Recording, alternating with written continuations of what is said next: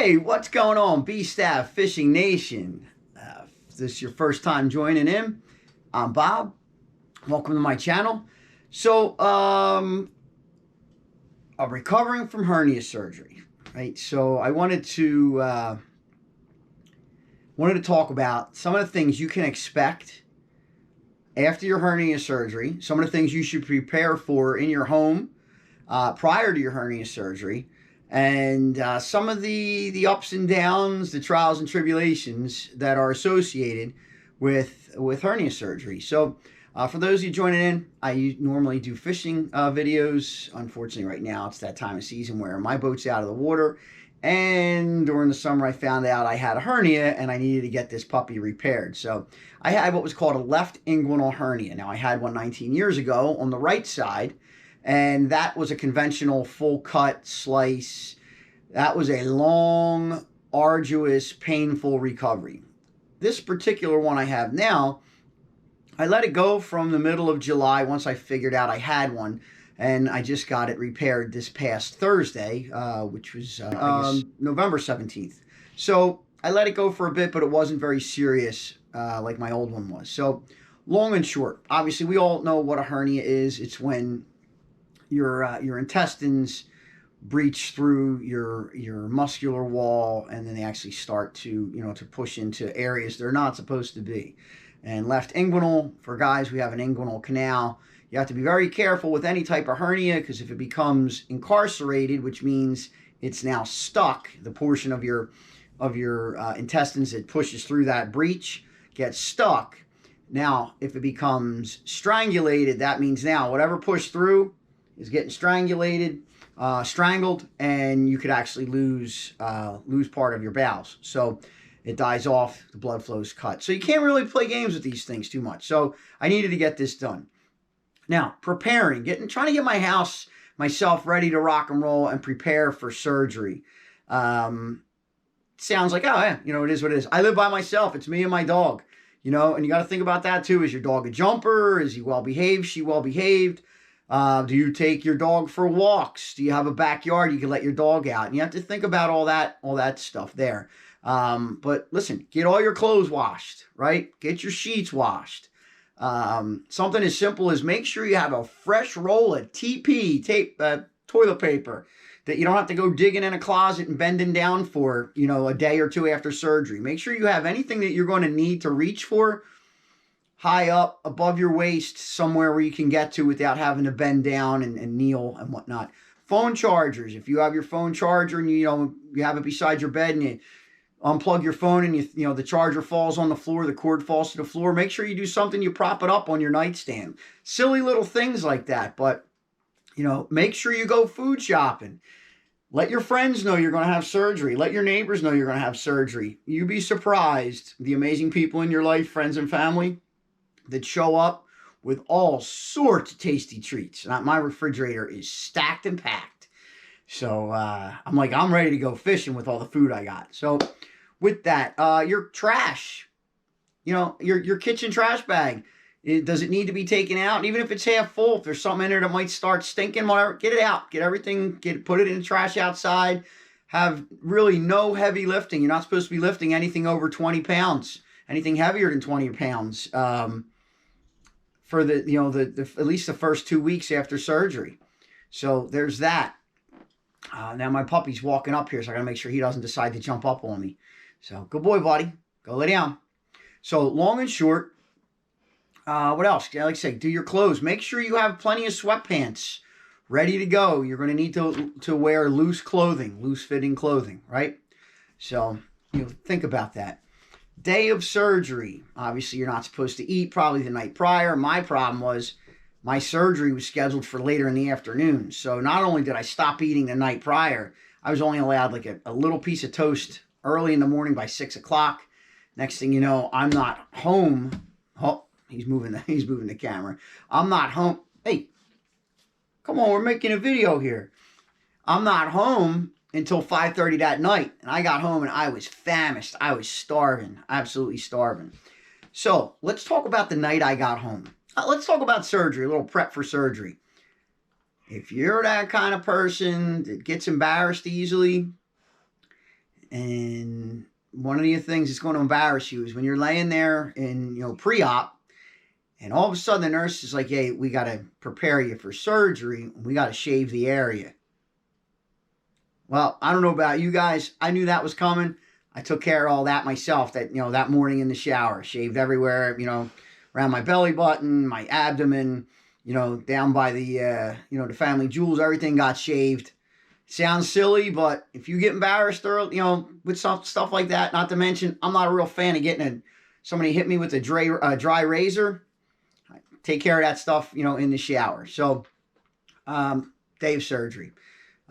Surgical center I went to was unbelievable, and I want to shout out to the nurses, the doctors, my surgeon. The guy was he's the best in the area, one of the best in South Jersey, has to offer. Again, the nurses, incredible. These are all a bunch of nurses who have been in the field for years, doing trauma, doing ER, doing OR, doing cancer, you name it, surgical, med surg floors. And now they've kind of honed their skills in and are in a very controlled environment, including the anesthesiologist doctor. And now they're in this controlled environment in a surgical center. So pretty amazing, honestly, pretty amazing, and a great place for them to be. So let's go with post-op, right? Got done surgery, no big deal. You wake up, you're groggy, you come to, you eat your crackers, you sip your juice, you need a ride home. So I get home and I'm starving, right? So I get home, I let my dog out, everything's good. I'm on my pain meds. Now I don't like Percocets. I don't like any of the big pain medicine. I just don't like taking that stuff. So it doesn't sit right with my stomach. I've only taken it one time 20 years ago and had a bad experience, and that's that. So I'm only taking Tylenol with codeine. So Tylenol with codeine helps with the pain surgery, or the pain surgery. Yeah, the surgery pain, let's say. Doesn't help with any nerve pain. Now, why do I mention nerve pain? I'm not worried about the nerves that got cut during this laparoscopic procedure, but during the laparoscopic procedure, they pump your belly full of carbon dioxide.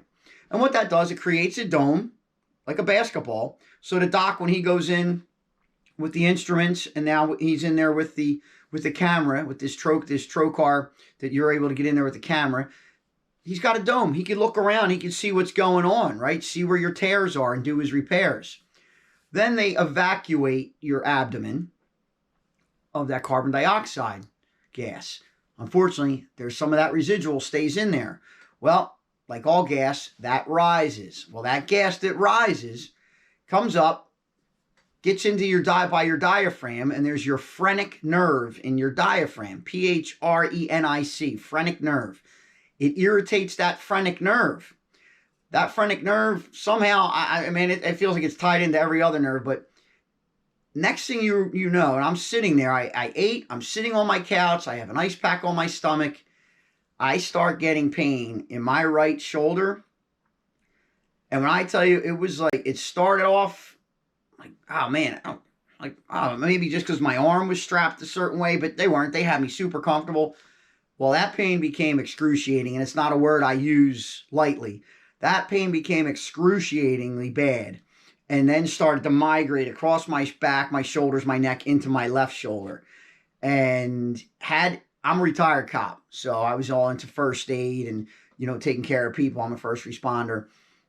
We all know about heart attacks, jaw pain, left arm and shoulder pain, obviously chest pain. If that pain started in my left side and went the other way to my right shoulder, guys, I'm telling you, as B Stav is sitting here right now, I would have called either the local police department where I worked, or I would have called 911. Somebody was taking me to the hospital because I thought I was having a heart attack after surgery. Got pretty scared. However, real quick, I pulled a Dr. Google, and I literally got on Google and did a search. Shoulder pain after laparoscopic hernia surgery. And like that, everything talked about this intense shoulder pain from the carbon dioxide gas that's actually in your body. It migrates up and settles in your shoulders. And I don't know what it does, but it's not good. It's the worst pain I've ever felt. I talked to a couple friends, couple neighbors who have had, C-sections, with their, when they had their children, and other abdominal surgeries, and they said that shoulder pain from that carbon dioxide gas was worse than the actual birth. So that's pretty bad, right? So, for a woman to say something like that, because women are far stronger than men, it was bad. So guys, be ready. Nobody told me about it, and they really felt bad at the surgical center. Like, oh my God, we're so sorry we didn't tell you. I'm like, guys, that should have been like the first thing I was told, because it hit me like a ton of bricks. And that was Thursday, today's Sunday. I'm still having some residual pain in my shoulders, but nothing like it was then. So, moving on, post-op. Take your pain meds, all right? I'm taking Tylenol with codeine every 4 hours, and I'm going to tell you, I feel great. Get up, get moving, for 2 reasons, okay? It gets that gas moving and gets it out of your system. Now, people are like, oh, take a Gas X. Well, that gas isn't in my digestive system, in my intestines, right, where you would pass it. It's in my body. It's in my core. It's in, it's inside my cavity. So it doesn't necessarily just dissipate when you take like an antacid or something to get rid of gas. So, I came home again. I ate like a fiend because I was so hungry. Now, you're on pain meds, right? I'm eating like a fiend because I'm a short, fat kid. I love to eat. And your body just went through being under anesthesia. So that kind of shuts your digestive system down a little bit. Well, with all that and those pain meds, and I hate, it's one of them words we don't like to talk about, constipation. Guys, I'm pretty regular, right? Especially, I'm up 5:30 every morning. My coffee's brewing, first sip or two, and nature calls. Well, nature hasn't called. Didn't call for a couple days. So, all day Thursday, all day Friday, until late into yesterday, Saturday. And man, I'm telling you, I started getting uncomfortable. Now, what do you do about that? Again, it's like the elephant in the room nobody wants to talk about. Guys, you got to take care of yourself. I'm going to be 52 years old next month. Like, I think I'm in pretty good shape. I need to lose a little bit of weight, get back to the gym. But you got to take care of yourself, right? And I'm going to tell you right now, not relieving yourself, and my stomach was starting to hurt. So, long and short, go grab yourself Dulcolax, something to get you going, right? Metamucil, something. Prepare, be ready for that.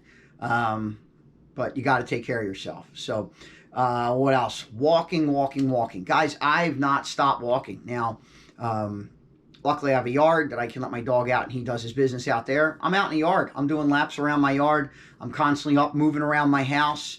Bend, my doctor, this guy's no joke. He's the best in the area. And he basically told me, Bob, I don't want you any of that slow robotic move. I want you moving. Because now you could sit and lay down for 2 weeks and this thing will heal beautifully, but it'll be as stiff as the top of a trampoline. And you're going to run into issues later on with it because now it's very, very stiff and taut inside your abdomen. And as you finally start moving, now it's got to pull, it's got to stretch. It says, I want you moving as soon as you can. Obviously, not running, not stretching, not doing yoga, stuff like that. But listen to your body, but get up and keep moving. And this way now, all the healing, the mesh, wherever, where it adheres, everything, it stays pliable and fluid, right? So you're good to go there. I'm going to take myself off my meds. In fact, I started stretching my meds out. I was taking them every 4 hours. Then I started doing every like 5.5, 6 hours. In fact, last night I didn't take them while I was sleeping. Woke up a couple times, used the men's room, and I wasn't too bad getting in and out of bed. Now, in and out of bed, guys, again, prepare. If you got a pet, you got to make sure, is your pet a jumper? Is there a possibility that if you fall asleep on the couch that your dog's going to hop up and jump on your stomach, right? So you need to control your environment. I control my environment. I sleep in bed. My dog sleeps in bed with me.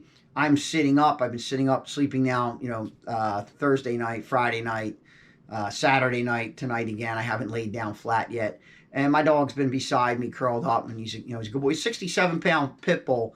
And I'm telling you, I think he understands English a lot better the last couple of days because I am literally speaking to him as if he's a human and he understands exactly what I want him to do. So I'm pretty graced with my boy Smokey. But I'm just looking down here. I got little notes hanging down here, but I just want to make sure I covered everything. The biggest thing I can tell you to be ready for is that shoulder pain. And I mean, I can't stress it enough. It's kind of like ad nauseum. I've been talking about it all weekend long. But be ready for that shoulder pain during laparoscopic surgery of any type, where your body is filled, your cavity is filled with carbon dioxide gas. Guys, I'm telling you, it was horrendous. It was horrendous. Caught me off guard. And like I said, if I did not find it on the internet quickly, I was going to the hospital because I really thought I was having a heart attack. I talked to one of the nurses from the surgical center the next day. They call, see how you're doing. Again, they're just amazing people. And when I told her, she had actually told, I thought, I'm like, man, am I being, lightweight? Am I being a sissy? And she flat out told me, she's, Bobby, I'll tell you right now, people have gone to the hospital after they've had that surgery because of the shoulder pain was so bad. And they've gone to go take, more powerful pain meds to deal with the nerve pain because Tylenol codeine did nothing to it. It has no effect on it. So that being said, guys, I'm hoping to get myself back in action soon. Not sure when I'll be back out there on the water. I'll probably have to jump on a party boat, make a video. I may even take a trip down to Florida just to get out of this cold because today, it's Sunday up here in South Jersey. We're going to have 40, 45 mile an hour winds, and the wind chill factor is going to be in the 20s. So it's going to be a cold one, and I need to get myself out there fishing and make some videos. So anyhow, I hope this video about hernia surgery, for me it was left inguinal hernia, laparoscopic repair. I hope this helps you prepare for your surgery. Prepare your house, get ready so you're not, make sure things are where they need to be so you're not constantly bending down and having to lean down and lean over. You kind of keep things at a waist-high level or higher. And prepare with your dog, prepare with your clothes, get yourself, all your laundry done. Get your bathroom up to speed, get your meds that you might need. Have some Dulcolax hanging around. Take some Metamucil. Prepare for that too. What your body goes through after being under and dealing with all the medication. Prepare for that shoulder pain. It's bad. Heating pads. That's what I was putting on. I put heating pads on my shoulders, and it helped alleviate some of the pain. But get up, get moving, get yourself out there. Okay. So B Stav Fishing Nation, thank you guys. All the kind words that everybody said. To help me get back on my feet, and it means a lot. I read every comment that everybody leaves, and I try to respond to every single one, and I want you to know you are so appreciated. So I'm wishing everybody the happiest and healthiest of Thanksgivings coming up this Thursday. It's unbelievable how fast now things are going, so hopefully before you know it, it'll be the end of March, April. We'll get, I'll be back in the water doing my striper runs up in the rivers down in Atlantic County. So life is good.